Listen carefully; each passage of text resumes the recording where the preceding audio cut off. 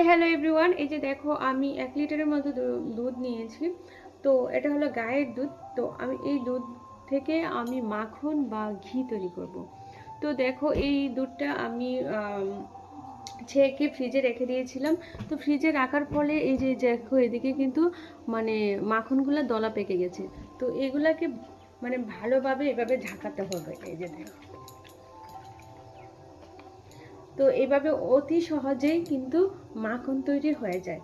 তো এরকমভাবে বারবার বারবার ঝাঁকাতে হবে। ঝাঁকাতে ঝাঁকাতে এই যে দেখো,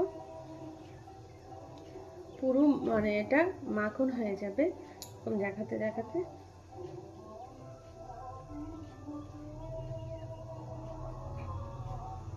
সরি, আমি ভুল করেছি। এটাকে জাল দিতে হবে, জাল দেওয়ার পরে একদম খুব ঝাঁকাতে হবে। তো টাটা। আমি ভাবছি তো এটা এখন ঝাঁকালেই বুঝি হয়ে